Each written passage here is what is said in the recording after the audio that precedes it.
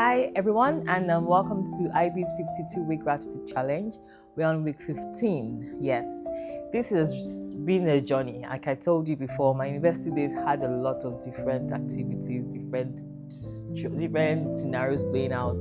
So I'm really glad I'm taking you through this. I'm sure some people will be like, didn't you go to school to learn? Is it just God you went to school for? Yes, I did. I went to school and I studied biochemistry. I had biochemistry was a program that ran in both University of Lagos and College of Medicine. So I used to have to rotate it. It was quite stressful thinking about it. You had to go from you have a course at University of Lagos for 8 to 9. You have another one in College of Medicine for 11 to 12. You had just 1 hour to take yourself to College of Medicine. It was stressful, but as usual, God kept people around me. I remember friends that helped make it fun. I wasn't really a science person, to be honest. I mean, my dad was a medical doctor, so he believed that his first daughter, which I was, should take over from him. He had clinics. He actually ran like 2 clinics. So I'm sure he's in mind. He's like, who will I hand over all of this to? It has to be this is my firstborn. But now it wasn't working for me. You know, my dad was still telling me that after biochemistry, I'll go and study medicine. Like I'll go into school abroad, or it couldn't work. But it was not as fun as I wanted it to be. Biochemistry can be boring, let me not lie, but some people enjoyed it. I'm sorry, but let me just end it there. Like I said, university days was a really defining moment for me. I remember we had to all do an internship program that's called an IT placement or something like that. Because I wasn't very serious with my biochemistry program, my father had to take it upon himself to find a place for me to work. And he did find a place, and God just has a way of meeting with me everywhere. I remember when it started, he got this place called Jawa, I can't remember. The pharmaceutical company, they do production and stuff of drugs and different things. And so I started the program. It was a 3 months program, but God met with me there again. So I started working at Jawaron as an IT internship person or an IT placement staff, or I don't know what they call it, I'm sorry to say. But I started working there, and I remember also at that time my dad gave me a book. There was a book that someone had given him.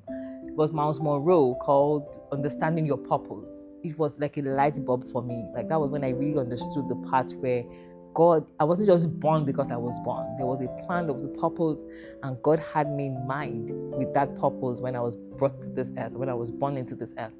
And it was beautiful to just understand, to know that I am meant to be someone, do something. I don't know, it was just this light bulb in my life, in my mind.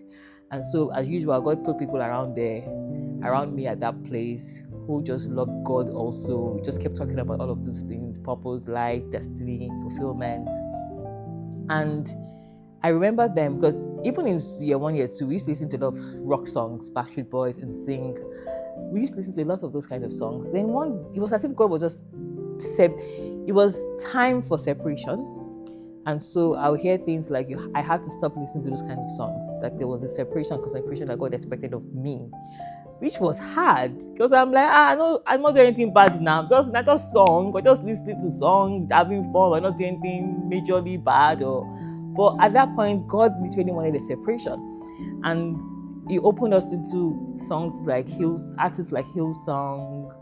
What they call them again? I can't remember. Hillsong, Planet Shakers.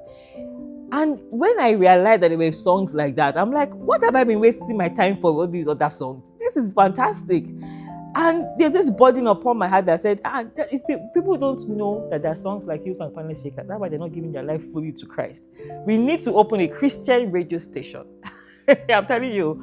Yes, there was nothing like a Christian radio station anywhere.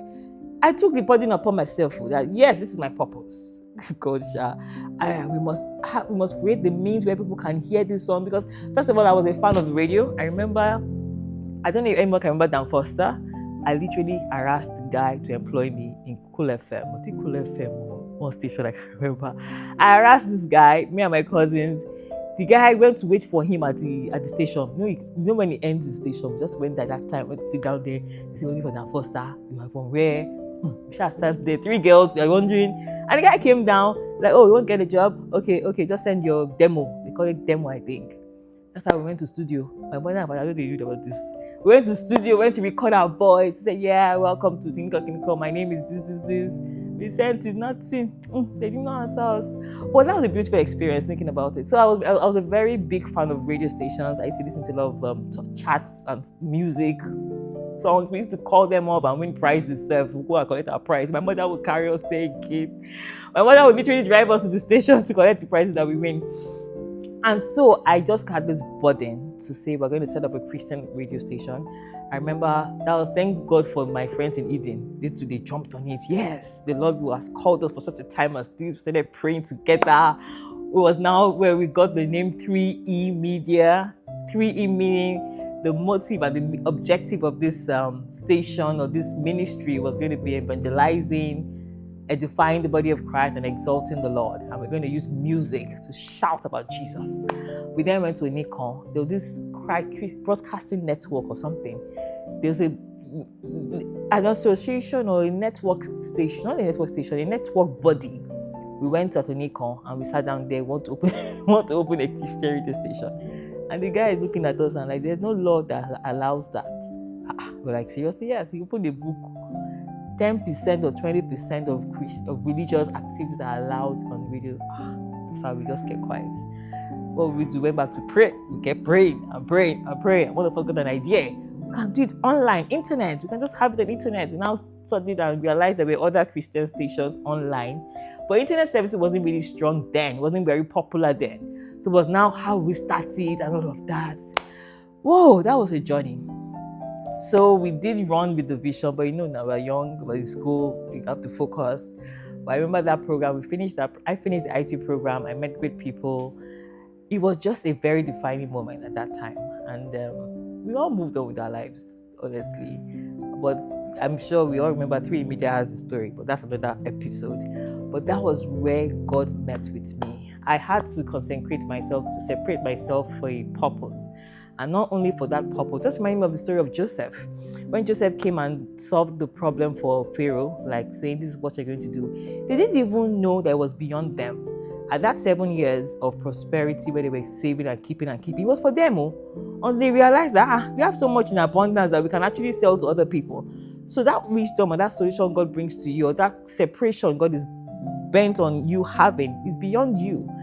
I have the burden for, okay, I'm seeking God's face alone, but God is saying you're going to enable other people because of this passion, this separation. Many more people will seek me this way. And that's what 3 Media Ministry is doing at this time. And I'm grateful to God for it. So yeah, that's it for this week. I hope you have been blessed. Whatever God is saying to you to separate yourself from, do it. Just do it. Don't drag on it. Don't drag on it. It's beyond you.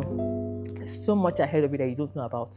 And God has got you covered. He loves you so much. He will not put you in a terrible situation. He will not give you what you cannot handle. He will not put you in a place where you cannot even be or do. He works in us to will and to do. So just trust Him to help you obey Him if you are struggling with obeying Him, and to help you stay faithful to Him. He will help us. Thank you, everyone. Have a good week. Bye.